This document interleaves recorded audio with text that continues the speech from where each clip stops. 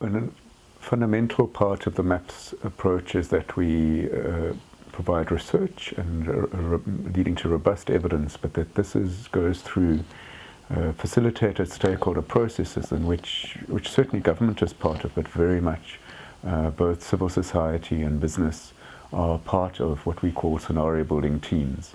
And we have found this a very powerful approach, because what you find is that the research doesn't just produce a study, but it produces information that stakeholders from environmental NGOs through to industry have looked at very carefully, have been part, in fact, of developing, for example, different scenarios or different plans that the country may take up.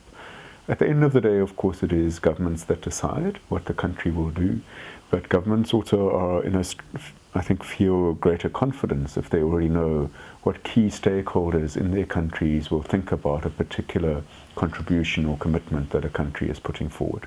We have found that very good processes are running in the countries that are here, in Peru, also in Chile and Colombia. We had an early experience in South Africa. A key initial challenge is the process needs a mandate, a very clear mandate and a strong mandate. And what we've seen in these countries is that this comes not just from one ministry, but multiple ministries, and there are steering committees. And this is important because this is an environmental matter, but also deeply affects the economy, in some countries, the energy sector or agriculture, and they are all involved. That is an important challenge.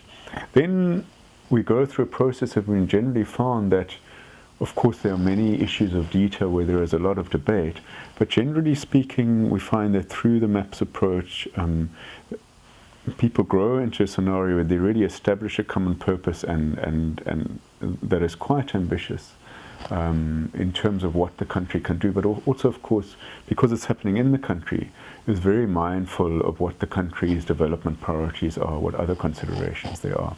So these are some of the matters, but just as a last comment, I would say that fundamentally we are dealing with the climate issue, but we're also in a very fundamental way dealing with the development of our economies and societies.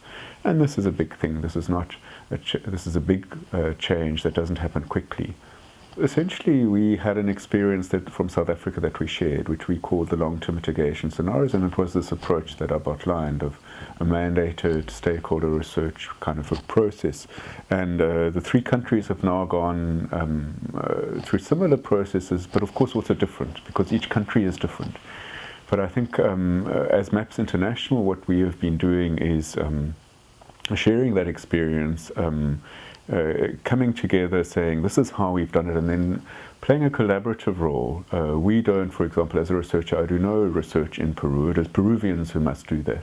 But we can talk to them, and when they run into problems, we might help with review. Those have been the interactions. And I think what's also been very powerful, apart from the sharing of experience, has also been the regional collaboration.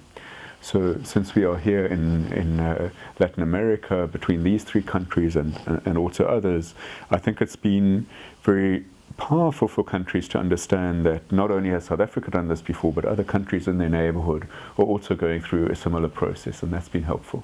Lima is a very important milestone on the way to Paris, and particularly what is important is the information for these, what we're calling these intended nationally determined contributions.